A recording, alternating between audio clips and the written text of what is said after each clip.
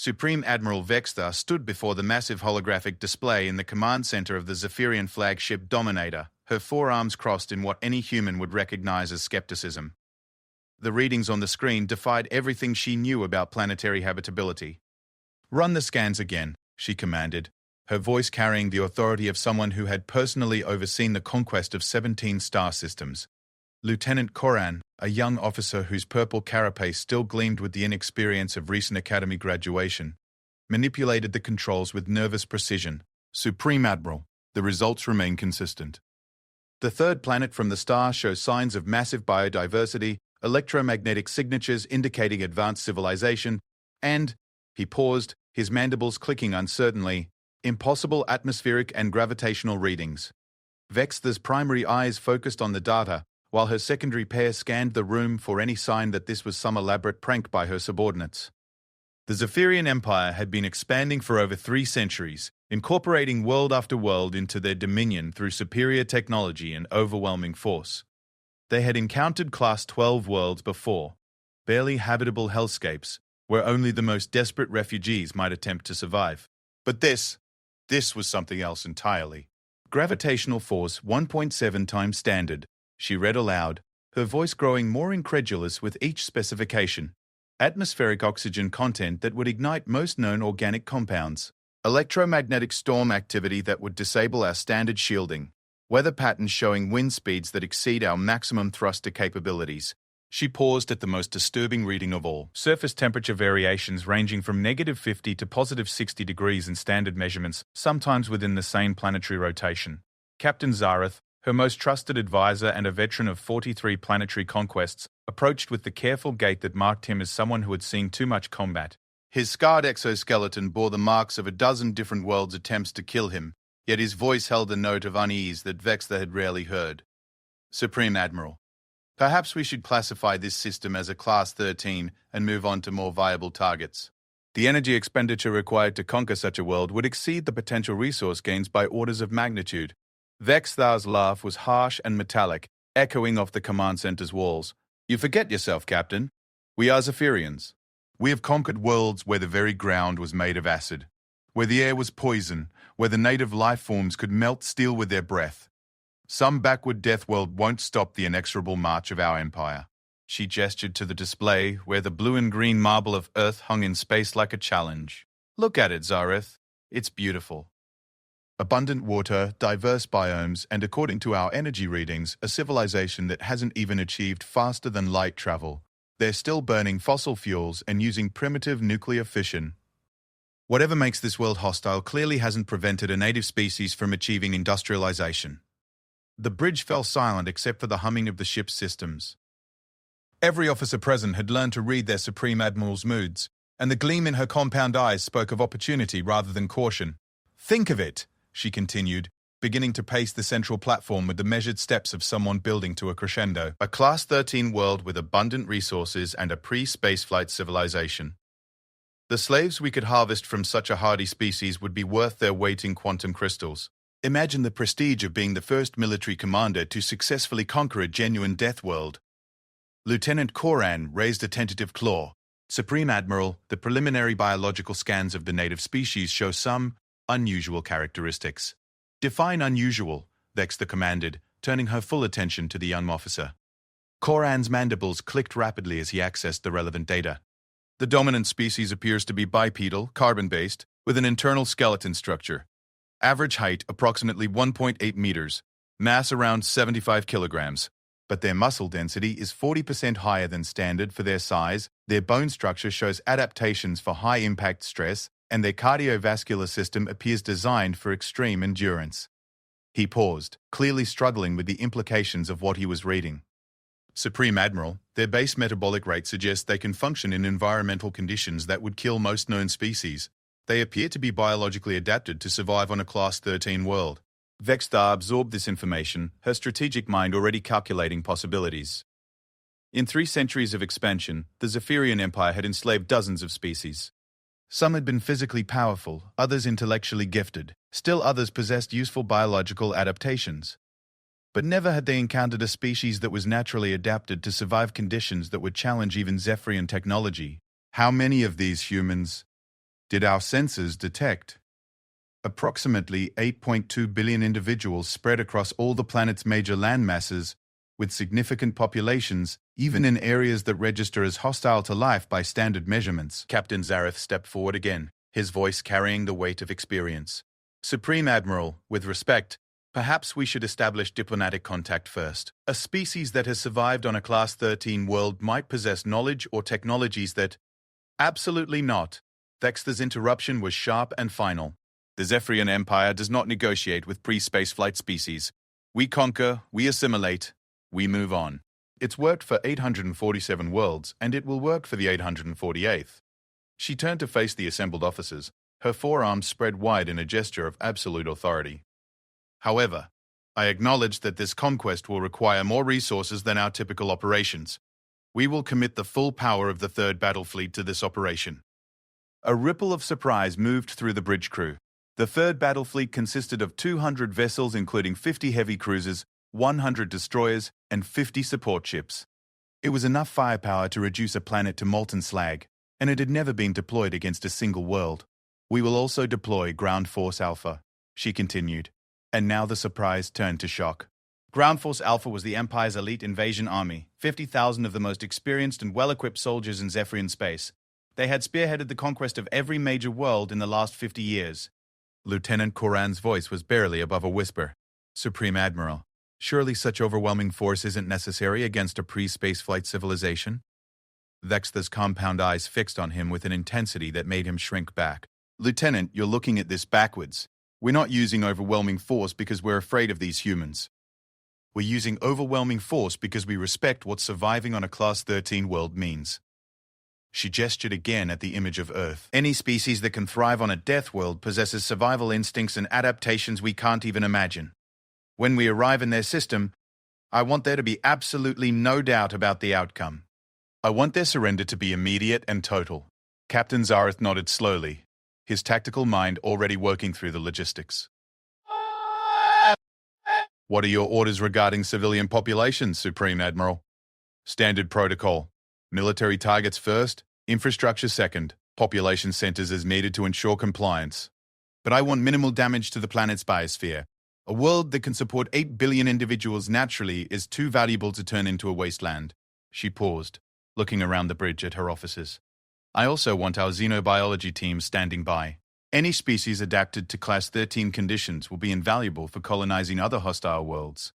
We'll need comprehensive biological samples and detailed studies of their adaptive mechanisms. The next several hours passed in a blur of preparation. Fleet commanders were briefed, invasion strategies were finalized, and the massive logistical apparatus of the Zephyrian war machine began turning its attention toward the small blue world that had captured their Supreme Admiral's imagination. In his private quarters that night, Captain Zareth stood before his personal viewing port, staring out at the stars. In all his years of service, he had learned to trust his instincts, and right now those instincts were screaming warnings he couldn't quite articulate. A Class 13 world wasn't just hostile because of environmental conditions. The classification existed because such worlds created evolutionary pressures that produced life forms capable of surviving literally anything. What kind of species emerged from billions of years of adaptation to cosmic-level threats? He thought about the biological readings Lieutenant Koran had presented: high muscle density, reinforced skeletal structure, advanced cardiovascular systems, and metabolic rates that suggested incredible endurance. Those weren't the characteristics of a peaceful civilization that had simply learned to cope with harsh weather. Those were the characteristics of apex predators. As the fleet prepared to enter hyperspace for the journey to Earth, Zareth found himself wondering if they were sailing toward a conquest or toward something far more dangerous. The Zephyrian Empire had built its power on the principle that superior technology and overwhelming numbers could overcome any resistance. They were about to test that principle against a species that had spent millions of years learning how to survive on a world that the galaxy's scientists classified as uninhabitable. The jump to hyperspace engaged with a familiar thrumming that resonated through the ship's hull. Somewhere ahead in the vast darkness, Earth waited. In 72 standard hours, they would arrive in the Sol system and begin what Supreme Admiral Vextha confidently predicted would be the Empire's 840th successful conquest. Zareth continued staring at the stars, and for the first time in his military career, he found himself hoping his instincts were wrong. The emergence from hyperspace should have been routine, The Zephyrian Third Battle Fleet had performed the maneuver thousands of times across hundreds of star systems, but as the familiar blue shift of deceleration faded and normal space reasserted itself around them, something was immediately wrong. Supreme Admiral, Lieutenant Koran's voice carried a note of confusion that made every officer on the bridge tense. "We're detecting multiple artificial electromagnetic signatures throughout the system." Vextha moved to the tactical display, her forearms working the controls with practiced efficiency. What she saw made her pause. The system was busy, far busier than any pre-spaceflight civilization should be capable of creating. "Define multiple," she commanded. "Over 15,000 individual signatures, Supreme Admiral, ranging from large installations in orbit around the third planet to smaller objects scattered throughout the asteroid belt. There are even signatures near the system's outer planets." Captain Zareth joined her at the display, his scarred features reflecting the tactical readout. "Space stations?" "Negative, sir. The configurations don't match any known space station designs. They appear to be ships." The word hung in the air like an accusation. Ships meant space travel. Space travel meant these humans had achieved capabilities their long-range scans had suggested were centuries beyond them. "How many ships exactly?" Vextha asked, though she was beginning to suspect she didn't want to know the answer. Koran's mandibles clicked rapidly as he processed the sensor data. "Approximately 12,000 vessels of various sizes, Supreme Admiral. The largest appear to be concentrated in orbital positions around the third planet, with smaller craft distributed throughout the system in what appears to be patrol formations." Vextha felt a cold sensation in her primary stomach, something she hadn't experienced since her first combat engagement 40 years ago. Patrol formations suggested not just space capability, but military space capability. Pre-spaceflight civilizations didn't organize system-wide defense networks. "What are the largest vessels registering?" she asked, hoping the answer would be something manageable. "The largest human vessels are approximately 800 meters in length, with significant electromagnetic signatures indicating advanced power systems and weapons arrays." For the first time since assuming command of the Third Battle Fleet, Vextha found herself reconsidering a military decision. Their intelligence had been catastrophically wrong. These weren't primitive surface dwellers struggling to survive on a hostile world. These were a spacefaring species with apparent military capabilities spread throughout their entire star system. "Communications," she called to her signals officer. "Are you detecting any directed transmissions?" Signals Officer Kickstar, a young soldier whose keen hearing had earned him rapid promotion through the communications division, adjusted his equipment before responding. "Yes, Supreme Admiral. Extensive communication traffic throughout the system. The signals are complex. Define complex. Multiple communication methods operating simultaneously. Radio waves, quantum entanglement channels, and something our equipment doesn't recognize. The traffic volume suggests coordination between all vessels and installations. The bridge had fallen into tense silence. Everyone present understood the implications. A coordinated defense network with unknown technology meant this wouldn't be the simple conquest they had planned. "Supreme Admiral," Koran interrupted, his voice tight with stress. "We're being scanned." "What?" "Active sensor sweeps from multiple sources. Very sophisticated, very thorough. They're mapping our entire fleet." Vexthar's compound eyes narrowed. Being scanned meant they had been detected, and being detected by a species with system-wide military coordination was not part of the conquest plan. "How long since we emerged from hyperspace?" 17 minutes, Supreme Admiral, and they're already conducting active scans of our fleet. "Yes, ma'am." The sensor sweeps began approximately 12 minutes after our emergence.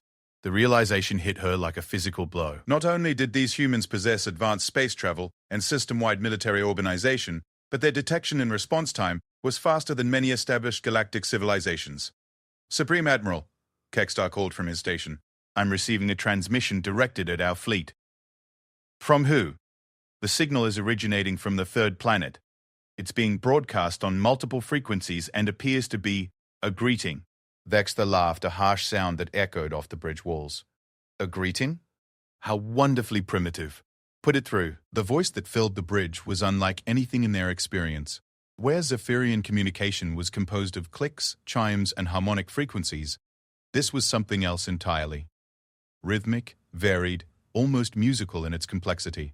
"This is Admiral Sarah Chen of the United Earth Defense Force, speaking on behalf of the Solar System Defense Council. Unknown vessels, you have entered sovereign human space. Please identify yourselves and state your intentions." The translation software worked quickly, but the implications of the message were staggering. Not only did these humans have a unified military command, but they were claiming sovereignty over their entire star system. No pre-spaceflight species they had ever encountered had concepts of territorial space beyond their home planet. Admiral? Vextha mused. They use military ranks similar to ours. Interesting. She gestured to Kextar. Open a channel. Channel open, Supreme Admiral. Vextha straightened to her full height, her forearms positioned in the traditional stance of Zephyrian authority. I am Supreme Admiral Vextha of the Zephyrian Empire, commanding the 3rd Battle Fleet. Your species and your system are hereby claimed in the name of the Empire. Prepare for immediate surrender and integration into Imperial space. The response came faster than she expected, and the tone was not what she had anticipated. Supreme Admiral Vextha, this is Admiral Chen. Your claim is rejected. This system belongs to humanity, and we will defend it accordingly. You have 1 hour to withdraw your forces beyond the heliopause, or we will consider your presence an act of war. Stunned silence filled the bridge. In 3 centuries of expansion, no species had ever responded to a surrender demand with a counter-ultimatum. The audacity was almost incomprehensible. Captain Zareth stepped forward, his voice low. Supreme Admiral, perhaps we should consider strategic withdrawal and reassessment. Our intelligence was clearly incomplete. Absolutely not. Vexthar's response was immediate and sharp. We do not withdraw from pre-spaceflight primitives regardless of their posturing. If they want to learn the price of defying the Zephyrian Empire, they're about to receive an education. She turned to her fleet coordination officer. Order all vessels to battle formation. Prepare for immediate assault on the primary planet's orbital installations. Ma'am, Koran interrupted hesitantly. Perhaps we should observe their defensive capabilities before committing to... Lieutenant, you forget yourself. These are humans from a Class 13 death world. Whatever tricks they've managed with scavenged technology, they cannot possibly match the combined firepower of 200 Imperial vessels.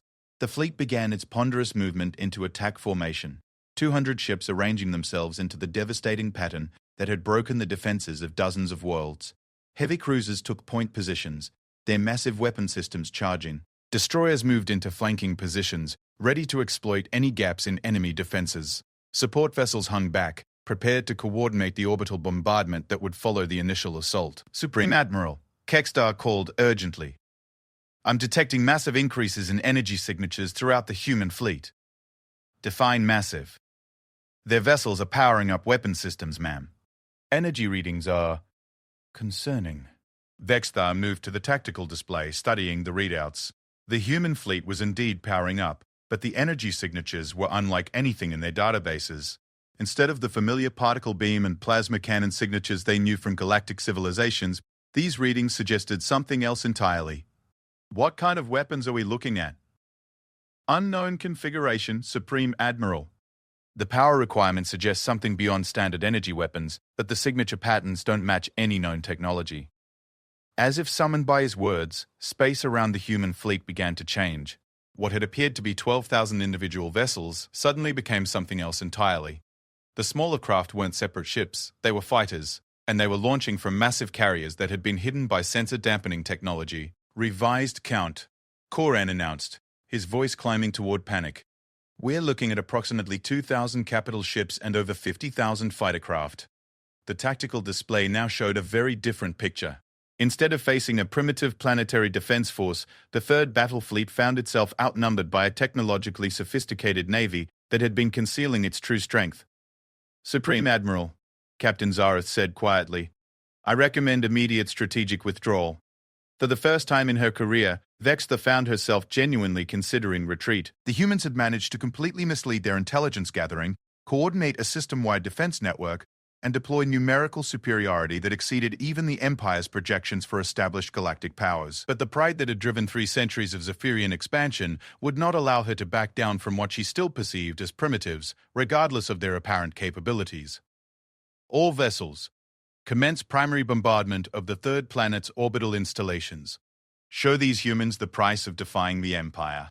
The massive energy cannons of 50 heavy cruisers began their charging sequence, preparing to unleash the devastating firepower that had reduced entire cities to ash.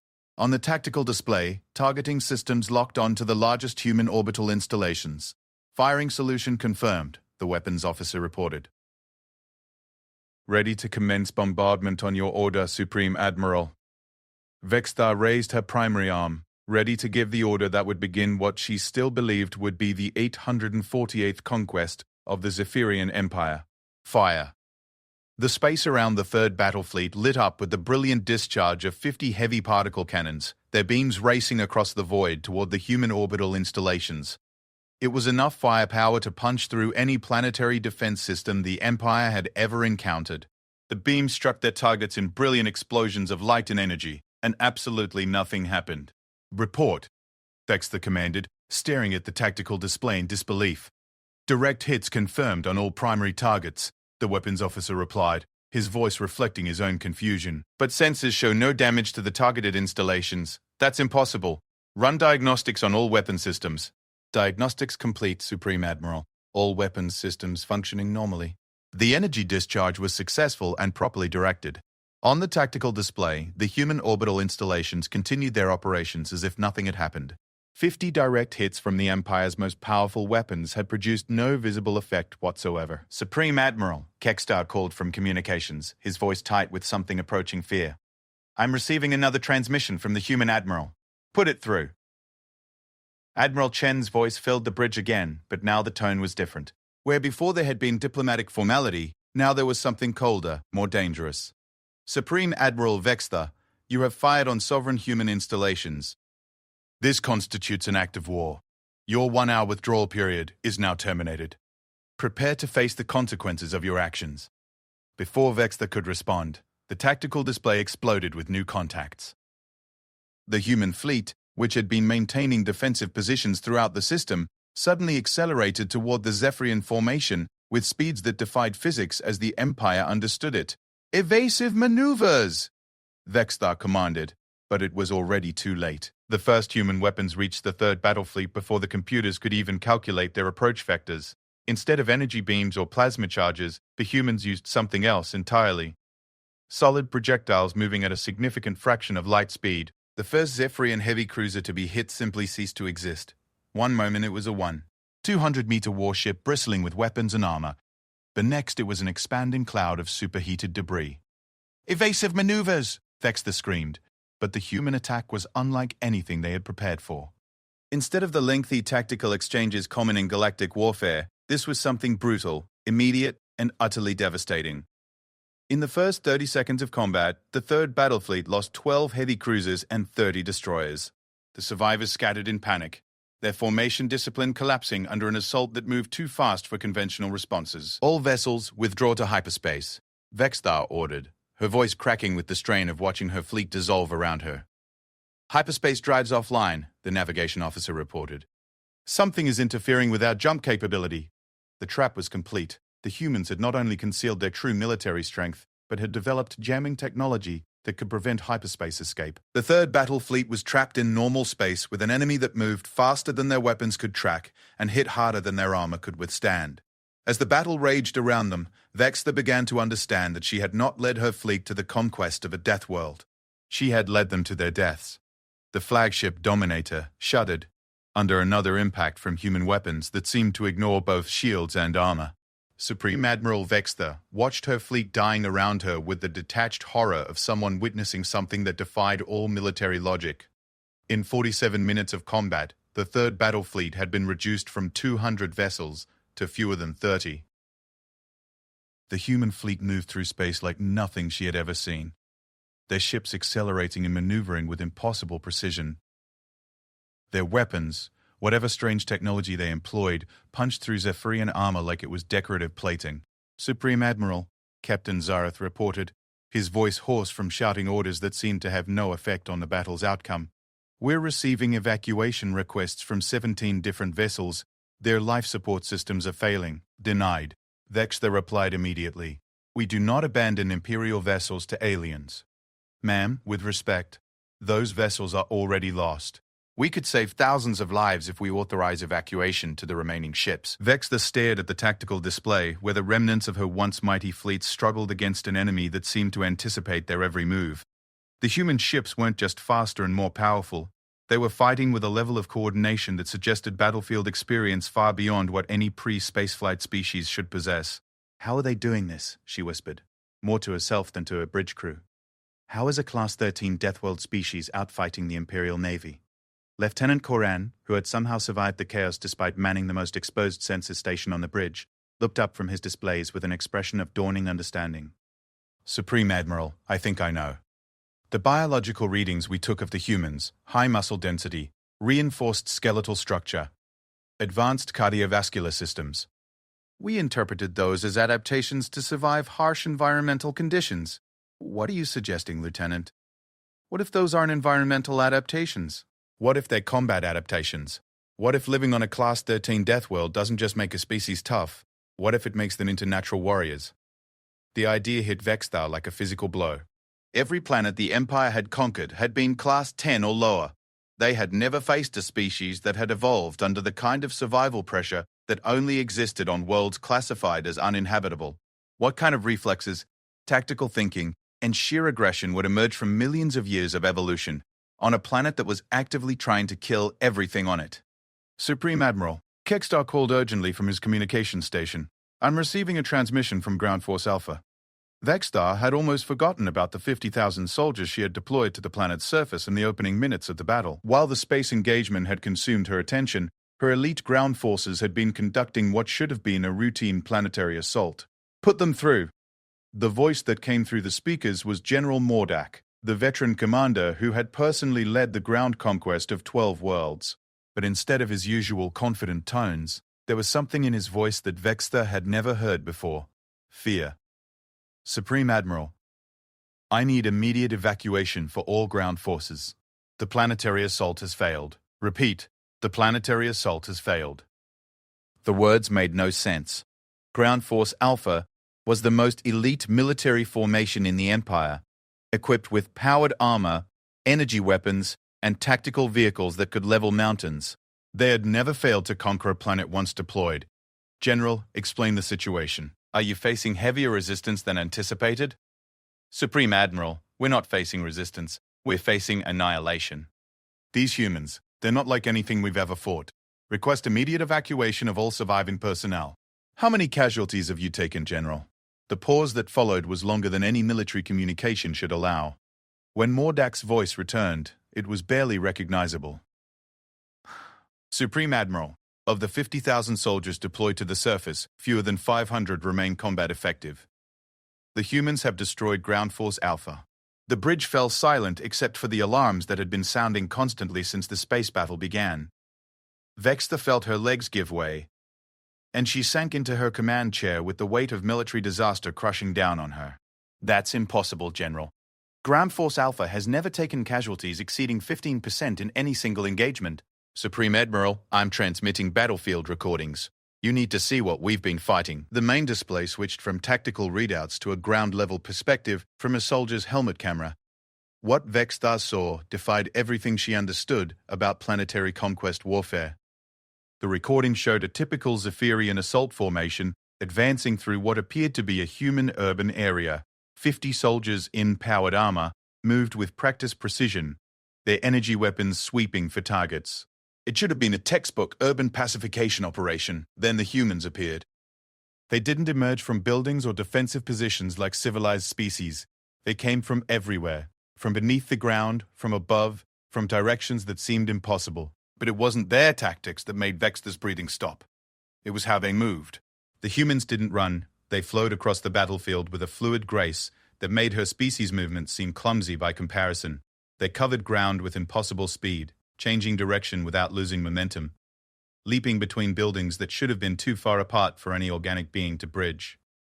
And they were fighting in environmental conditions that should have killed them. The battlefield recordings showed combat taking place during what appeared to be one of Earth's extreme weather events.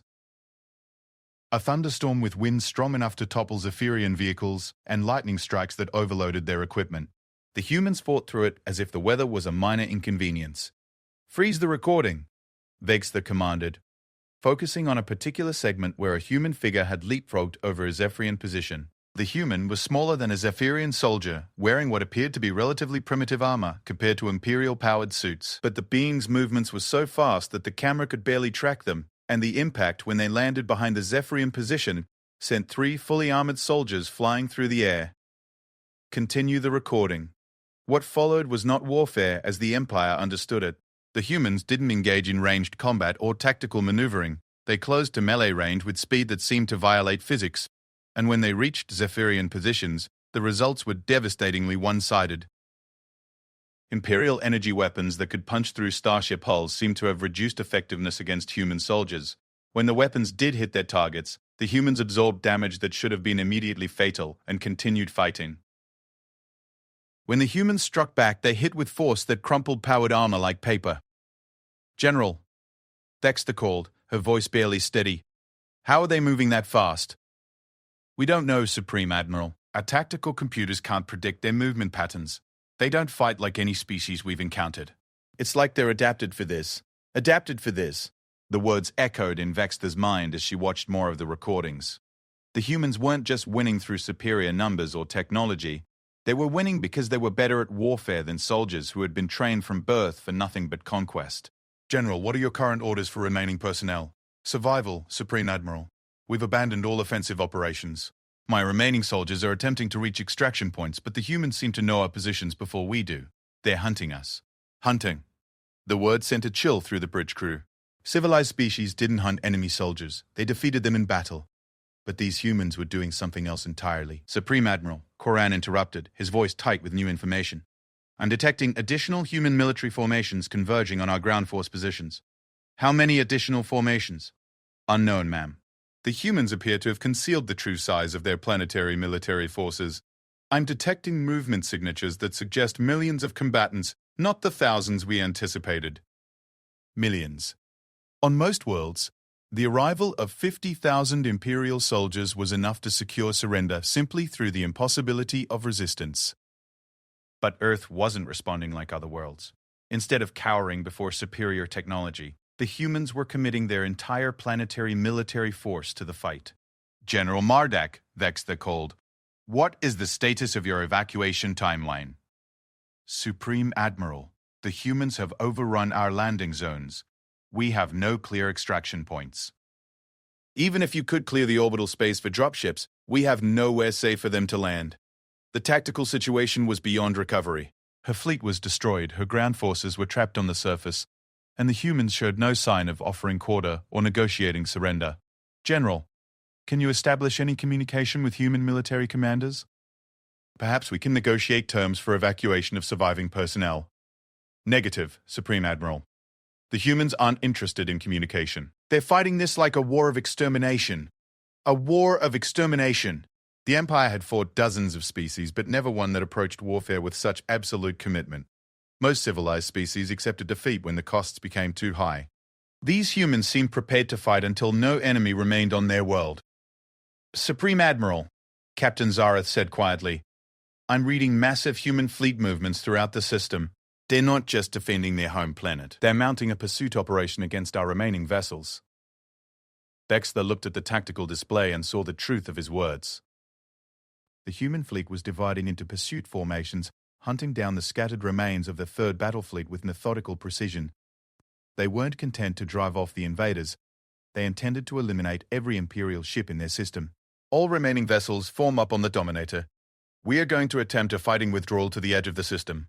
"Supreme Admiral," the navigation officer reported, "the humans are jamming our hyperspace drives. We cannot jump to faster-than-light travel. Then we fight our way out." For the next 6 hours, the remnants of the Third Battle Fleet engaged in a running battle through the Sol system. The humans pursued them relentlessly, their ships moving with coordination that spoke of battlefield experience that should have been impossible for a species that had never faced external threats. As the Dominator limped toward the system's edge with only 12 other vessels remaining, Vexta received one final transmission from General Mordak. "Supreme Admiral, this is General Mordak. Human forces have overrun our final defensive position. I'm authorizing destruction of all Imperial equipment to prevent capture. It has been an honor serving the Empire." The transmission ended with the distinctive electromagnetic pulse of a military self-destruct sequence. Ground Force Alpha, the elite of the Imperial military, had been completely destroyed by a species that wasn't supposed to be capable of spaceflight. "Supreme Admiral," Kextar called from communications, "the hyperspace jamming has stopped. We're clear to jump. All vessels prepare for immediate jump to hyperspace." Destination: Imperial Central Command. As the surviving ships of the Third Battle Fleet made their escape from the Sol system, Vextha stared back at the blue world that had destroyed the Empire's most powerful military force. In 3 centuries of expansion, the Zephyrians had never encountered anything like this. They had discovered something that would change everything.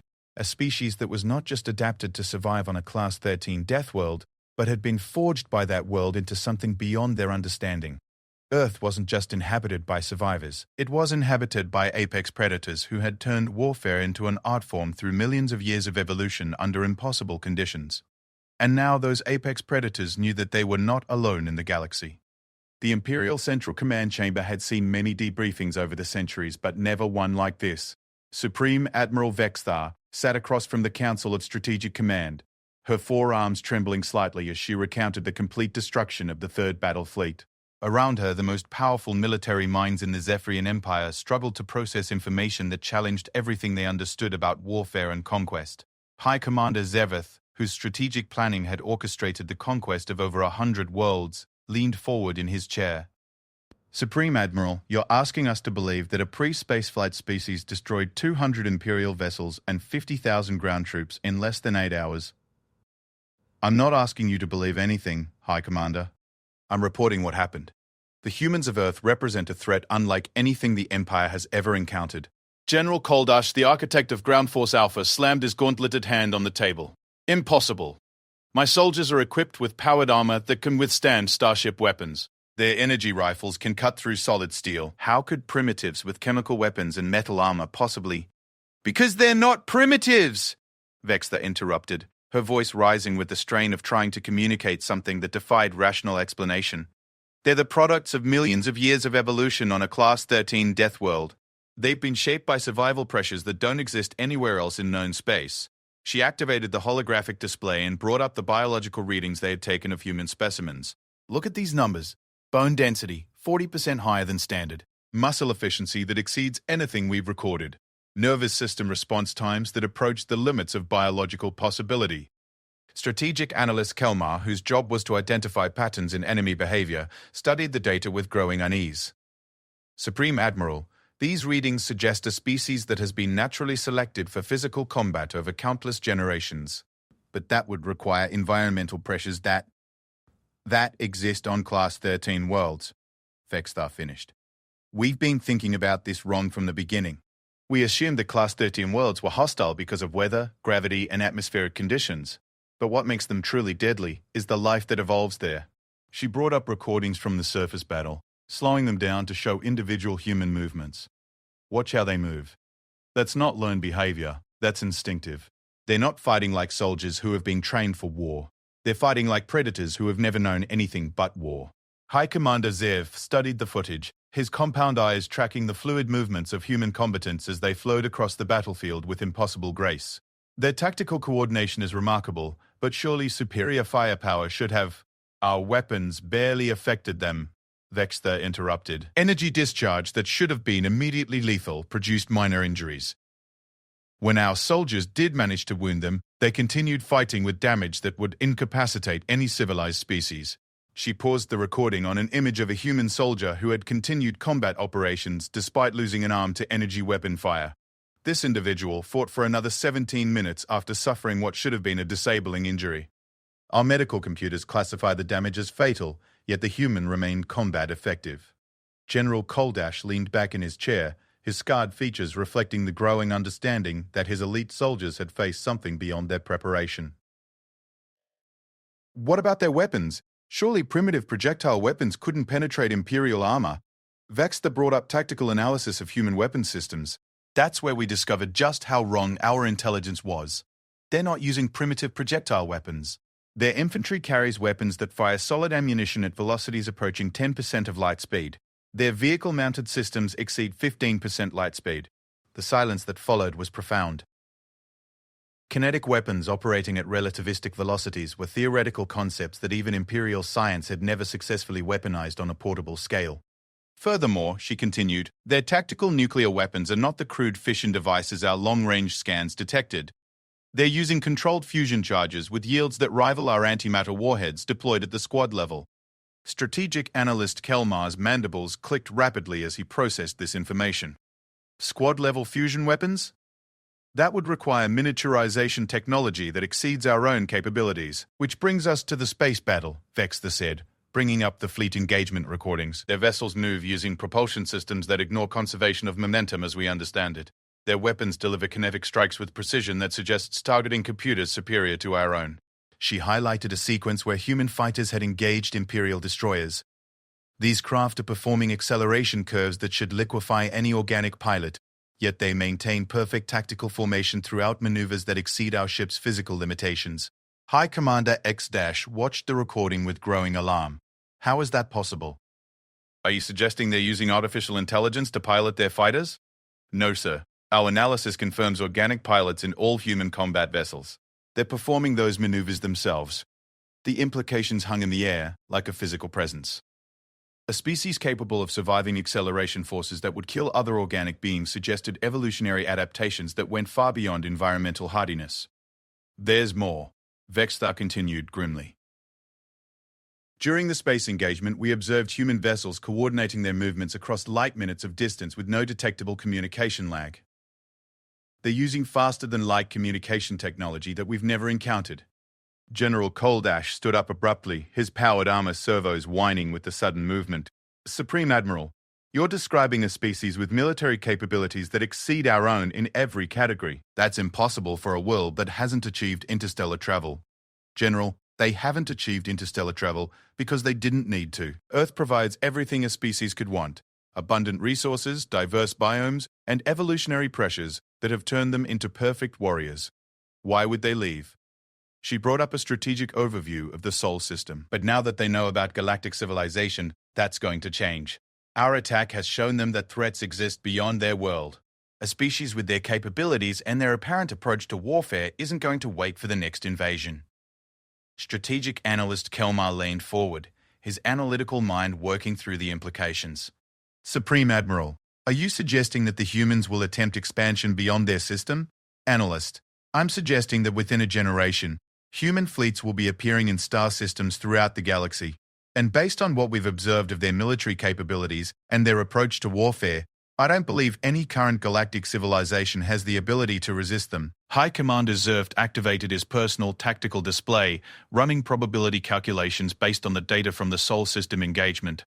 According to these projections, a human fleet with equivalent numbers to our third battle fleet would have a 94% probability of success against any known military force in Imperial space. That assumes they deploy equivalent numbers, Vexter replied darkly. Our intelligence suggests their system contains military forces numbering in the hundreds of millions. If they commit even a fraction of their total capability to interstellar expansion, they could conquer the known galaxy. The chamber fell silent as the full scope of what they faced became clear. The Zephyrian Empire had spent 3 centuries becoming the dominant military power in their region of the galaxy. In one day, they had encountered a species that made their military supremacy meaningless. What are your recommendations, Supreme Admiral? High Commander Zervith asked finally. Vextha straightened in her chair, drawing on every bit of command authority she had developed over decades of military service. Immediate cessation of all expansion activities, full mobilization of Imperial fleets for defensive positions, and most importantly, a complete embargo on any contact with the Sol system. You're recommending we abandon expansion and adopt a purely defensive posture? General Koldash asked incredulously. General, I'm recommending we do everything in our power to avoid attracting further human attention. Our attack on their system was the worst strategic mistake in Imperial history. We've revealed our existence to a species that views warfare as a natural state and possesses military capabilities that exceed our own. She gestured to the tactical displays showing the remnants of the Third Battle Fleet. 13 ships survived out of 200. Less than a dozen soldiers survived out of 50,000. These numbers don't represent a military defeat. They represent a demonstration of what happens when civilized warfare encounters something that has been shaped by a Class 13 death world. Strategic analyst Kelmar activated his communication systems. I'll begin immediately drafting recommendations for distribution to all Imperial allies. They need to understand what we've discovered. What exactly should we tell them? High Commander Zirft asked. Vexter looked around the chamber at the most powerful military leaders in the Empire, all of whom were struggling to process the reality of what they faced. Tell them that somewhere in the galaxy there exists a species that has turned warfare into evolutionary art. Tell them that these beings have military capabilities that make our most advanced technologies seem primitive, and tell them that our attack on their world has likely guaranteed that they will soon be expanding beyond their system. She paused, letting the weight of her next words settle in the chamber. Most importantly, tell them that when human ships start appearing in galactic space, the age of traditional conquest and expansion will be over. The galaxy is about to learn what happens when apex predators achieve spaceflight. High Commander Zerth nodded slowly, his strategic mind already working through the implications for Imperial policy. What about the survivors from Ground Force Alpha? Do we have any detailed accounts from soldiers who actually engaged humans in ground combat? Only one, sir. Communications specialist Kextar managed to reach an extraction point during the final evacuation. He's the only ground soldier who survived direct combat with human forces and lived to provide testimony. I want to speak with him immediately. Dexter activated her communication system. Send communications specialist Kextar to the Strategic Command Chamber immediately. As they waited for the sole surviving witness to the ground war, the military leadership of the Zephyrian Empire contemplated a future that none of them had imagined possible when they had first detected the signals from a small blue world in an unremarkable star system. They had sought to conquer Earth and enslave its inhabitants. Instead, they had awakened something that would change the balance of power in the galaxy forever. The door to the chamber opened, and communication specialist Kextar entered. His usually immaculate uniform was stained and torn, his exoskeleton showed signs of recent medical repair, and his eyes held the distant look of someone who had seen things that defied description. Specialist Kextar, High Commander Zerth said formally, "You are the only surviving witness to ground combat with human forces. The Strategic Command needs your complete account of what you observed during the surface engagement." Kextar straightened to attention, but his voice when he spoke carried undertones of something that might have been fear. "Yes, sir. But I must warn you, what I witnessed on the surface of Earth challenges everything we understand about the nature of warfare itself." Communications specialist Kextar stood before the assembled Strategic Command, his scarred exoskeleton bearing witness to horrors that would haunt him for the remainder of his life. High Commander Zerth gestured for him to begin, and Kextar's voice, when it came, was steady despite the trauma clearly visible in his compound eyes. "High Commander, my unit was part of the initial assault wave that landed in what human maps designated as the North American continent. Our objective was to secure a major population center and establish a command post for subsequent operations." He paused, collecting himself before continuing. "The landing was unopposed. Our dropships deployed 5,000 soldiers in powered armor with full tactical support. The human settlement appeared to be a typical pre-industrial population center with approximately 2 million inhabitants." Strategic analyst Kelmeyer leaned forward.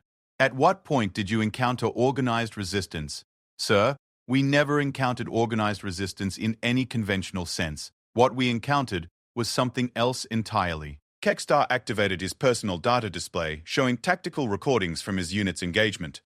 Approximately 17 minutes after deployment, our perimeter sensors detected movement in the surrounding area. The holographic display showed the familiar sight of Imperial soldiers in formation, their energy weapons powered and ready. Then the humans appeared.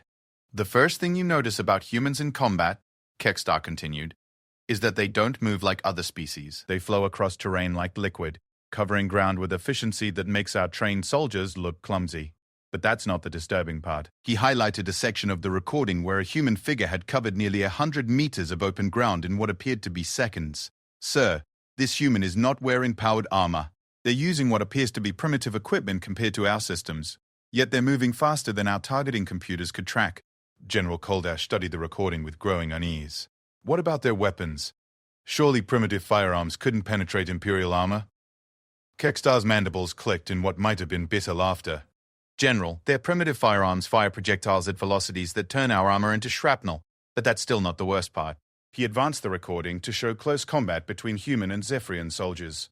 What the Strategic Command saw defied every principle of warfare they understood.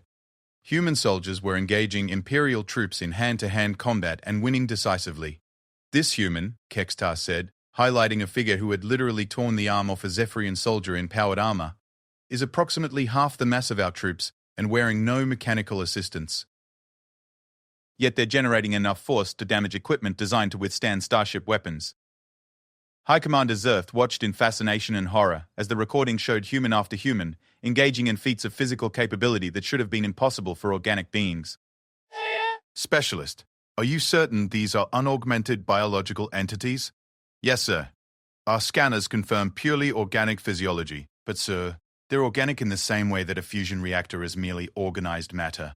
These beings have been shaped by evolutionary pressures that don't exist anywhere else in the galaxy. He brought up a new section of recording that showed humans operating in environmental conditions that had disabled Zephyrian equipment. This engagement took place during what appears to be a local weather phenomenon, electrical storm activity that overloaded our targeting systems and made our vehicles inoperable. The humans fought through it as if the lightning strikes were minor inconveniences. Strategic analyst Quelmar studied the readings from the environmental sensors. These electromagnetic conditions would kill most known organic life through electrical overload. Yes, sir, but it gets worse. Kekstar advanced to a recording that made several of the Strategic Command members recoil involuntarily. This shows humans continuing combat operations after sustaining damage that our medical computers classified as immediately fatal. This individual lost approximately 30% of their blood volume and continued fighting for over an hour.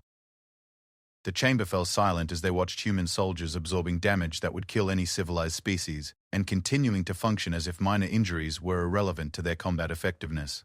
But the truly disturbing part, Kekstar continued, isn't their physical capabilities. It's their approach to warfare itself. They don't fight to achieve military objectives or force surrender. They fight to eliminate threats completely. He brought up recordings from the later stages of the ground engagement, where human forces had begun hunting down scattered Zephyrian soldiers. They tracked our people through terrain that should have provided concealment, using sensors that exceed our technological detection capabilities. And when they found isolated soldiers, the recording showed the aftermath of what could only be described as hunting expeditions. Human soldiers had methodically eliminated every trace of Imperial presence with efficiency that suggested this was natural behavior, rather than learned military tactics. General Coldash's voice was barely above a whisper. They were hunting our soldiers for sport? No, sir. That would have been preferable. They were hunting our soldiers because they viewed our presence on their world as an existential threat that required complete elimination. This wasn't warfare as we understand it. This was pest control. High Commander Zerft absorbed this information, his strategic mind working through implications that grew more disturbing with each revelation. Specialist, what was your assessment of their technological capabilities? Sir, their individual weapons were more advanced than anything in our arsenal.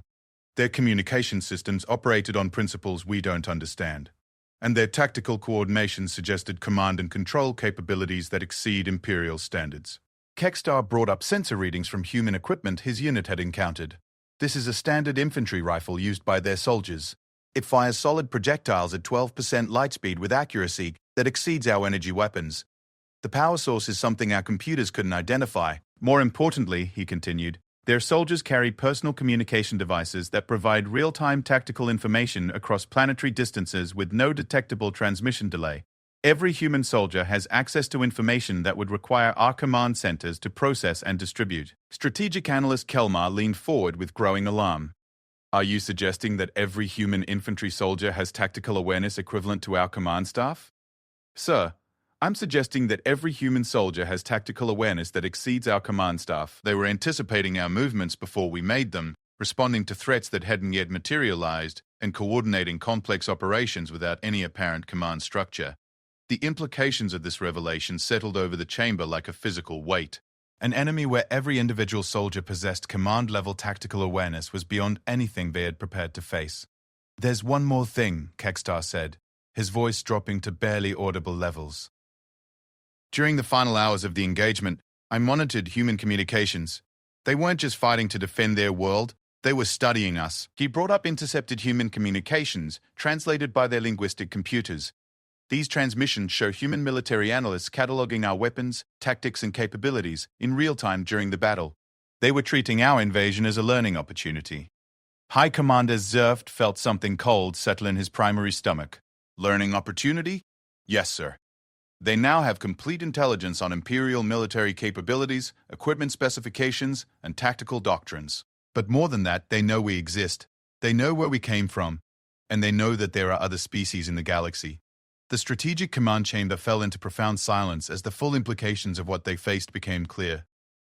They had not simply suffered a military defeat, they had provided a comprehensive military intelligence briefing to a species whose capabilities exceeded their own. Supreme Admiral Vexter stood, her forearms positioned in the formal stance of command authority. High Commander. Based on all available evidence, I am formally recommending that the Zephyrian Empire implement Protocol Omega. Protocol Omega was the Empire's ultimate contingency plan, designed for use only in the event of existential threats to Imperial civilization. It had never been implemented in 3 centuries of expansion. Supreme Admiral, General Koldash protested. Protocol Omega requires abandoning our outer colonies and withdrawing all Imperial forces to core systems. The economic and political costs would be catastrophic. General, the economic and political costs of continuing current operations when human fleets begin expanding into galactic space will be extinction. Vexter activated the strategic display, showing the current distribution of Imperial forces throughout their territory. Every piece of intelligence we've gathered suggests that humans will begin interstellar expansion within the next several years. When they do, they'll be deploying military capabilities that make our most advanced technologies obsolete, tactical coordination that exceeds our command structures, and an approach to warfare that treats complete elimination of opposition as the natural objective. She gestured to the recordings from both space and ground engagements. We are not dealing with another galactic civilization that can be negotiated with, bribed, or intimidated. We are dealing with apex predators who have achieved spaceflight and now know that threats exist beyond their world. Strategic analyst Kalmar began working through the logistical requirements of Protocol Omega. Supreme Admiral, implementing full defensive withdrawal will require at least 2 years to complete. If human expansion begins before we can establish defensive positions around core worlds, then the Zephyrian Empire ceases to exist, Vextar finished bluntly. Analyst, we have perhaps the greatest military intelligence failure in galactic history. We attacked a Class 13 death world inhabited by a species that has evolved into natural warriors, possessing technology that exceeds our own, and tactical capabilities that make our military doctrines obsolete. She paused, looking around the chamber at the leaders who would have to implement policies designed around avoiding rather than confronting threats. But the greatest failure was not recognizing what we were dealing with until it was too late. Earth isn't just another world to be conquered. It's the evolutionary laboratory where the galaxy's perfect predators were created. And we've just shown them that prey exists among the stars. High Commander Zerth activated the emergency command protocols, beginning the process that would fundamentally alter the structure of the Zephyrian Empire. All Imperial fleets will receive immediate orders to withdraw to defensive positions around core systems. All expansion operations are terminated as of this moment. All contact with unknown systems is prohibited without strategic command authorization. As the orders went out across the Imperial communication networks, communications specialist Kekstar remained standing before the strategic command, his scarred form a living reminder of what happened when civilized warfare encountered something that had been forged by the universe's most hostile world. Sir, he said quietly, there's one more thing the command should know about the humans. What is it, specialist? During the final engagement, before I reached the extraction point, I monitored human military communications discussing their next objectives. They weren't just talking about defending Earth, sir. They were talking about finding the worlds where their attackers came from. The words hung in the chamber like a death sentence. Somewhere in the depths of space, human fleets were being prepared for a mission that would take them beyond their star system for the first time. And when they arrived in galactic space, they would be carrying the most advanced military technology in known space, wielded by beings who had been shaped by millions of years of evolution on a world that was actively trying to kill everything on it. The age of expansion was over. The age of survival had begun. And across the galaxy, civilizations that had never heard of Earth were about to discover why some worlds were classified as Class 13, and why the species that evolved there were the stuff of nightmares. The humans were coming.